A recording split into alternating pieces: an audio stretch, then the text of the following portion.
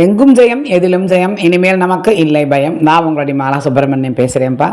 நம்மளுக்கு மனசார நிறைய பிரச்சனைகள் இருக்குது, கஷ்டங்கள் இருக்குது. அந்த மாதிரி நேரத்தில் தான் சரி மனசு கொஞ்சம் நிம்மதியாக இருக்கட்டும்ப்பா, நான் கோவிலுக்கு போயிட்டு வரேன் அப்படின்னு சொல்லிட்டு நம்ம கோவிலுக்கு போவோம் இல்லையா. பட் ஜென்ரலாகவே வெள்ளிக்கிழமையில் ஒரு சில பேர் ஜென்ரலாக டெய்லியே கோவில் போயிட்டு வருவா, வழக்கு போடுவா, அதெல்லாம் உண்டு. பட் என்ன இப்போ நடக்கிற இயல்புனாக்க நம்ம வந்துட்டு ரொம்ப மனசு நொந்து போயிருந்தாலோ இல்லை மனசு வேதனையில் இருந்தாலோ கொஞ்சம் நிம்மதியாக இருக்கட்டும்ப்பா, நான் கோவிலுக்காவது போயிட்டு வரேன் அப்படின்னு சொல்லிட்டு எல்லாருமே போவா இல்லையா. தெய்வம் அப்படிங்கிறது வந்து நம்ம என்ன சொல்கிறோம்னா எல்லா இடத்துலையும் இருக்க, தூணிலும் இருப்பார் திரும்பிலும் இருப்பார் அப்படின்னு சொல்கிறாள். அப்புறம் எதுக்கு நம்ம கோவிலில் போய் அந்த கர்ப்ப கிரகத்துக்குள்ளே இருந்து தான் நம்ம பார்த்து வேண்டிக்கணுமா, அப்போ தான் புண்ணியமா அப்படின்னு சொல்லி எல்லாரும் கேட்பா இல்லையா. அந்த மாதிரி அதுக்கு என்ன ஒரு உதாரணம் அப்படின்னாக்க, நம்ம வந்துட்டு சூரிய வெப்பம், சூரிய நம்ம பார்த்துருக்கோம் இல்லையா. அவர் வந்துட்டு அந்த சூரிய வெப்பம் கிட்ட நம்ம போனால், சூரியன் கிட்ட போனால் நம்ம எரிஞ்செல்லாம் போட மாட்டோம் இல்லையா. அதுக்கு கீழே ஒரு பஞ்சையோ, சூரிய வெப்பம் அங்கே நன்னா படுறது, ஒரு பஞ்சையோ என்னத்தையோ வெய்யி அப்படின்னு சொன்னால் அந்த பஞ்சும் அந்த துணியெல்லாம் எரிஞ்சு போயிடாது. பட் அதே மாதிரி சூரியகாந்தி கண்ணாடின்னு ஒன்று இருக்குது, வெப்ப கண்ணாடி இல்லையா, அந்த லென்ஸுன்னு சொல்லுவாங்க தெரியல, அதை வந்துட்டு நம்ம கிட்ட கொண்டு வந்தோன்னா அப்படியே எரியும், பயங்கர சூடு, அது எரியும் அப்படியே. ஸோ அந்த மாதிரி தெய்வம் வந்துட்டு அதோடைய அந்த சூரியனுடைய சக்தி அத்தனையும் திரட்டி அந்த கண்ணாடி, சூரியகாந்தி கண்ணாடி, காந்தம் உள்ள கண்ணாடி இழுத்து வச்சுக்கிட்டு.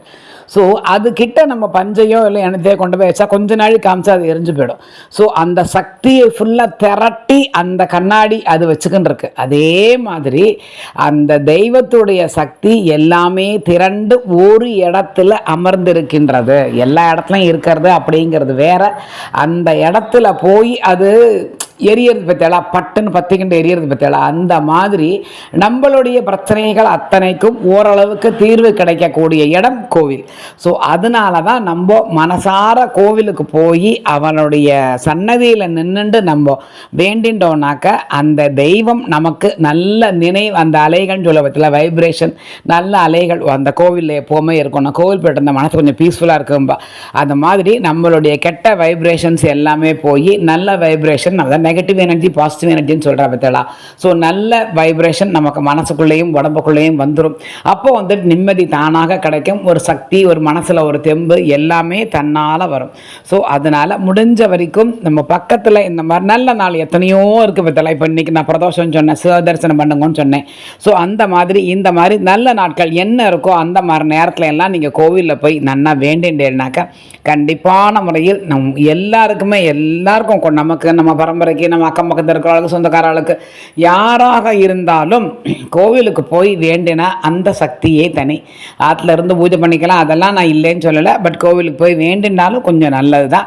ஸோ அதனால் முடிஞ்ச வரைக்கும் பக்கத்தில் கோவில் இருந்ததுன்னா கோவிலில் போய் கொஞ்ச நாள் 10 நிமிஷம் அந்த கோவிலில் உட்காந்து மனசார வேண்டிண்டு, அம்மா எனக்கு யாருமே இல்லை, நீ தான் இருக்கா, இல்லையே சிவபெருமானி ஐயா நீக்கு யாரும் இல்லை உன்னை விட்டா அப்படின்னு சொல்லி மனசார நீங்கள் வேண்டின்றேன்னாக்க கண்டிப்பான முறையில் நல்லது மட்டுமே நடக்கும்.